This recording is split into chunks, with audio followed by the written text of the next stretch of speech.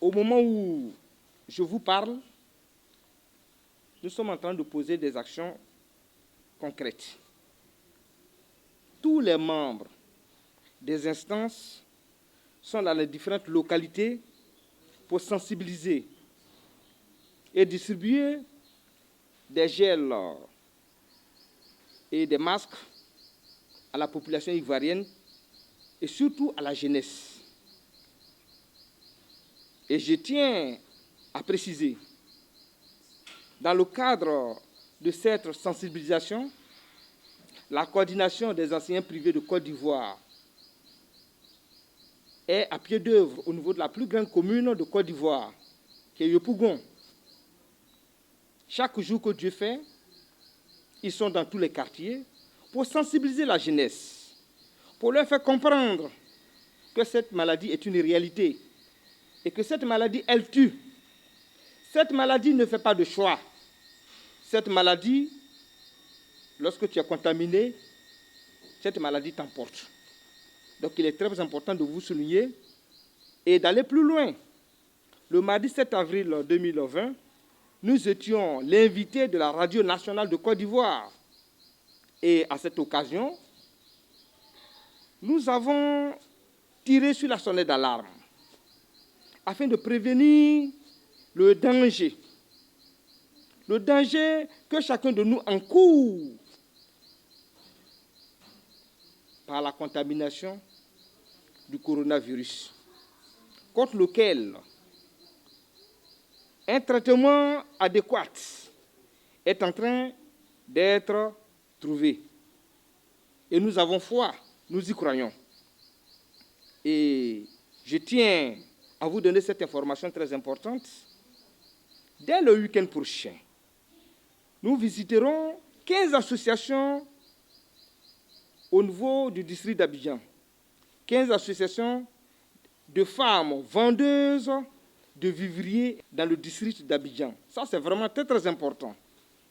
Et au cours de nos visites, nous allons faire des dons de masques et de gel hydroalcoolique. Parce qu'il est très important de le souligner, nos mamans qui vendent sur les marchés, elles sont les plus exposées. Elles sont en contact direct avec les clients. Et parmi ces clients, il y a de potentiels porteurs du virus corona.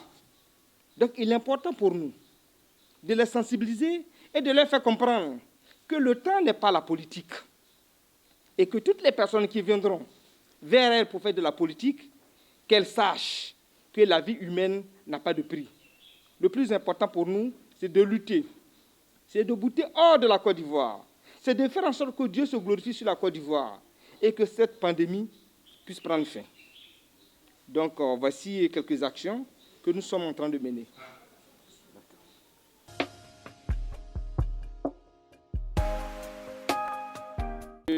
Cette question est encore plus pertinente.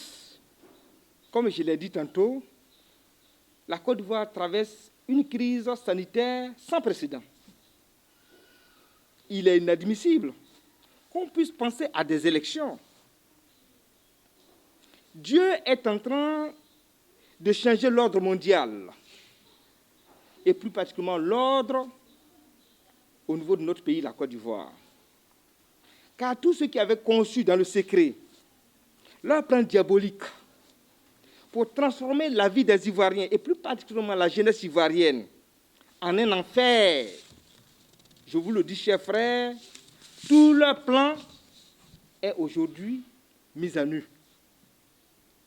Parce que nous le disons et nous le confirmons, l'heure de Dieu a sonné sur la Côte d'Ivoire. Dieu ne permettra plus qu'une goutte de sang innocent puisse couler sur le sol ivoirien. Et c'est ça qui est la vérité. Et c'est ce que nous devons retenir. Donc pour nous, il n'est pas question de penser aux élections. Le plus important pour la jeunesse de la société civile ivoirienne, comment faire pour que les jeunes puissent vivre, puisque l'avenir de la Côte d'Ivoire repose sur cette jeunesse, qui représente plus de 70% de la population. Mais si elle meurt, cette jeunesse, qui ira voter? Donc nous demandons aux politiciens de jeter bas la terre l'heure n'est pas à l'organisation d'élections, parce que le temps appartient à Dieu. Donc, Dieu a le dernier mot. Et j'ai foi, et je suis convaincu qu'en ce moment précis, Dieu est en train de se glorifier. Et comme je l'ai dit, Dieu fera en sorte, en son heure et en son temps, ces élections. C'est ce que je puisse vous dire. Dernière question. Votre cri de cœur à l'endroit du président de la République et de son gouvernement. Mon cri de cœur, j'ai un cri de cœur parce que cette jeunesse qui représente plus de 110% de la population ivoirienne, aujourd'hui traverse beaucoup d'épreuves. Et nous disons qu'il est temps, l'heure a sonné, qu'on puisse associer cette jeunesse à la gestion des biens de l'État, à la gestion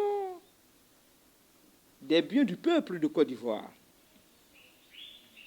Donc, la plateforme des jeunes de la société civile ivoirienne que nous présidons demande à son Excellence, Monsieur le Président Alassane Ouattara,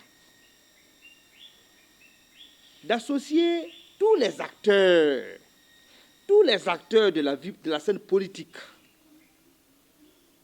d'associer la société civile, d'associer les chercheurs des universités, toutes les confessions religieuses et même les tradis praticiens à la gestion de cette pandémie, coronavirus, qui malheureusement emporte chaque jour nos concitoyens. Nous demandons au président de la République, Alassane Ouattara, de mettre fin à toutes les opérations d'enrôlement pour éviter la propagation du virus et de faire don de son budget de souveraineté, lui et son Premier ministre. Car le peuple de Côte d'Ivoire a faim, le peuple de Côte d'Ivoire souffre. Cette crise sanitaire, aujourd'hui, a entraîné encore plus de pauvreté qu'on ne le pensait. Ceux qui arrivent, les Ivoiriens qui arrivent à avoir un repas par jour, on peut les compter du bout des doigts. Donc nous demandons au président de la République que l'heure a sonné, que Dieu touche son cœur, lui et son Premier ministre, afin qu'ils fassent don de leur budget de souveraineté. Ce sont des milliards et ces milliards peuvent servir au peuple de Côte d'Ivoire pendant cette crise sanitaire. La jeunesse de la société civile ivoirienne demande au gouvernement ivoirien de se concentrer sur les voies et moyens de lutte contre le coronavirus. Car pour nous, la vie humaine n'a pas de prix. Et je vais encore plus loin. Aujourd'hui, et plus que jamais, le peuple de Côte d'Ivoire regarde le gouvernement. Le monde entier regarde le gouvernement ivoirien. Quel sacrifice suprême, Monsieur le Président de la République, est en train de faire pour aider son peuple. Alors, la jeunesse de la société civile ivoirienne demande donc à Monsieur le Président de la République de ne pas écouter ceux qui lui font croire que tout est bouclé, que tout est à son profit. Non. La plupart de ces personnes cherchent à ternir son image. Parce que pour nous, en tant que jeunes, à un moment donné de notre vie, le président de la République était pour nous comme un messie. Le président de la République était pour la plupart d'entre nous comme le sauveur. Mais malheureusement, au cours des différents combats, certains d'entre nous sont tombés. Ils sont morts. Ceux qui vivent, 90% de cette jeunesse est encore là, sans emploi, avec les diplômes en poche. Alors nous demandons à Monsieur le Président de la République de se concentrer sur la gestion de cette crise sanitaire, afin que cette jeunesse puisse vivre. Nous demandons aussi au peuple de Côte d'Ivoire, et plus particulièrement à toute la jeunesse ivoirienne, d'organiser des prières dans leurs différentes familles, à travers tout le pays, car le combat n'est pas physique. Le combat est plus spirituel. Ce qui se passe dans le monde, plus particulièrement en Côte d'Ivoire, c'est la première fois dans l'histoire. Nous leur demandons de prier dans leurs différentes familles, afin que Dieu puisse nous donner la victoire sur le monde des ténèbres. Je voudrais aussi, si vous me permettez, lancer un appel. Lancer un appel à toute la jeunesse ivoirienne. Chers frères et sœurs jeunes, gardons notre foi ferme. Les hommes peuvent nous abandonner. Mais Dieu Tout-Puissant, Maître du temps et de la vérité, sera toujours là pour nous. 2020 est une année de défis. Nous représentons plus de 70% de la population ivoirienne. Alors, notre détermination et notre engagement obligeront les hommes politiques ivoiriens à nous associer pleinement à toutes les instances décisionnaires de notre pays. Chers frères et sœurs jeunes, je suis convaincu et ma foi est ferme plus que jamais. Je suis convaincu parce que Dieu est le maître du temps. Je suis convaincu de notre capacité à donner aux prochaines élections présidentielles un président qui répond à nos aspirations, afin qu'ensemble, nous puissions relever le défi du 21e siècle.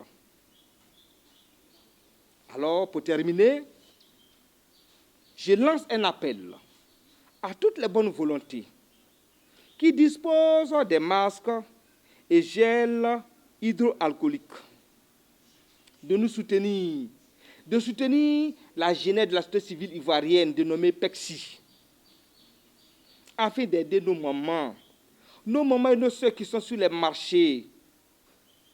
Elles sont les plus exposées de la société. C'est grâce à elles que nous arrivons à trouver de quoi à manger. Alors, je demande à toutes les bonnes volontés de bien vouloir contacter le directeur exécutif et le directeur de la formation de la plateforme des jeunes de la société civile ivoirienne au 07 32 07 36 et au 58 93 56 78. Ces deux numéros, il faut les contacter. Si vous voulez vraiment aider cette jeunesse, si vous voulez soutenir cette jeunesse, nous avons besoin de gel, nous avons besoin de masques. Tous vos dons seront les bienvenus. Que Dieu Tout-Puissant, Maître du temps et de la vérité, se glorifie sur la Côte d'Ivoire et plus particulièrement sur la jeunesse ivoirienne qui est aujourd'hui à l'épreuve de ses droits et devoirs. Je vous remercie et que Dieu bénisse notre chère patrie.